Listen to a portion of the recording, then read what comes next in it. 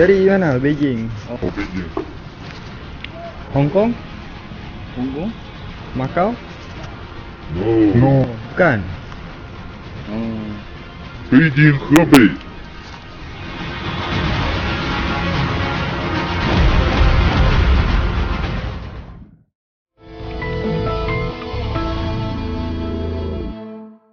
Salam jumpa. Pekerja asal Tiongkok kian menyebar di seluruh Indonesia.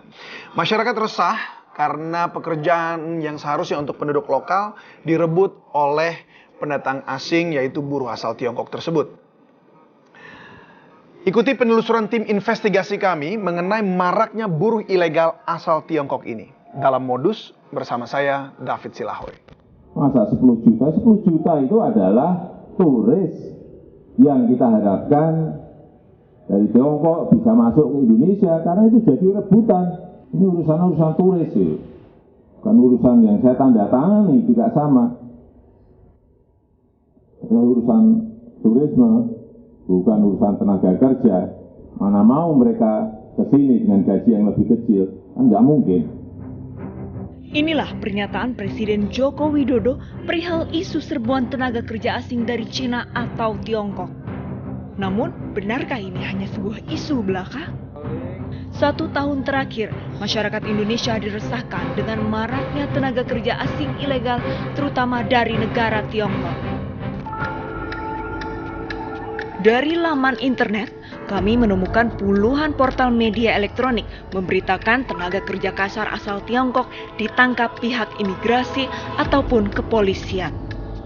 Penyalahgunaan dokumen izin tinggal menjadi faktor utama para warga Tiongkok ini menetap dan bekerja sebagai buruh di Indonesia. Tak hanya pelanggaran berkas izin tinggal, para sponsor atau perusahaan turut andil dalam masifnya pekerja kasar Tiongkok ilegal yang bekerja. 8 November 2016, petugas imigrasi kelas 1 Bogor, Jawa Barat mengamankan 4 tenaga kerja Tiongkok di Sukadamai, Kecamatan Sukamakmur, Bogor, Jawa Barat. 3 dari 4 warga negara yang ditangkap berkewarganegaraan Tiongkok. Mereka berprofesi sebagai petani cabai sejak bulan Juli 2016. 10 November 2016, Subdit 4 Direktorat Intelkam Polda Sulawesi Utara mengamankan 30 warga negara asing asal Tiongkok. Sudah 2 tahun pekerja asing ini bekerja ilegal di proyek pembangunan PLTU Takalar Janeponto, Sulawesi Selatan. Pada tanggal 16 November 2016, Polda Sumatera Utara menyerahkan 15 tenaga kerja asing dan mayoritas berkewarganegaraan Tiongkok ke kantor imigrasi kelas 1 Medan, Sumatera Utara. Para WNA Tiongkok ini bekerja di perusahaan listrik tenaga uap Pangkalan Susu dengan visa pelancong.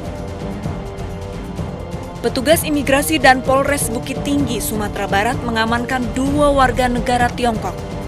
Penangkapan warga negara Tiongkok ini karena adanya laporan warga yang mencurigai aktivitas mereka. Ketika dimintai paspor dan dokumen resmi, kedua warga negara Tiongkok ini tidak dapat menunjukkannya. Banyaknya informasi penangkapan tenaga kerja ilegal asal Tiongkok mencuri perhatian kami. Sebelumnya, kami telah melakukan penelusuran ke suatu lokasi di Banten.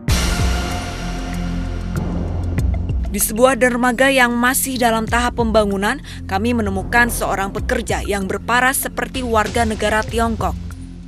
Pekerja yang kami datangi ini sedang menggulung kabel. Dan ketika kami bertanya, pekerja ini hanya memiliki satu jawaban. Si, Pak. Boleh diganggu, Pak? Boleh diganggu, bentar. Lagi kerja ya, Pak? Udah lama di sini, Pak. Udah lama di sini. Kerja di sini. Ya tahu.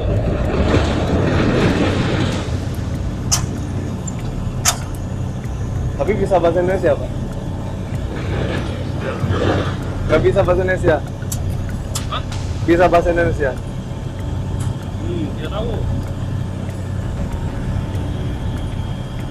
Udah berapa lama, Pak, di sini, Pak? Udah 3 bulan ada? 3 bulan.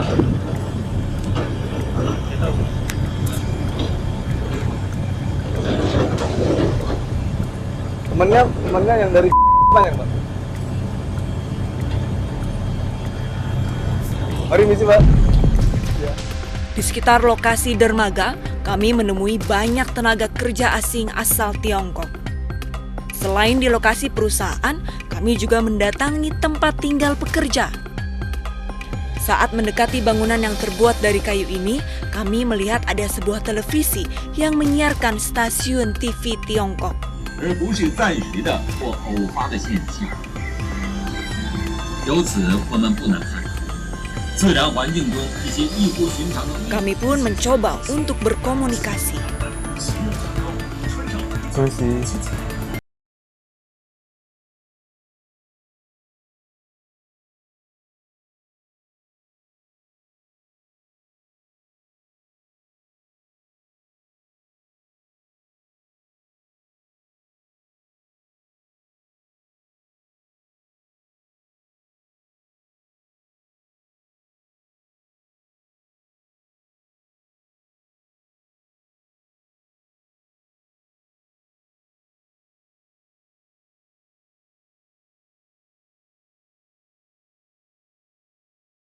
Mengerjakan proyek tersebut combine antara tenaga kerja asing yang mereka bawa sesuai dengan pengajuan rencana penempatan tenaga kerja asing dengan pemberdayaan tenaga kerja lokal.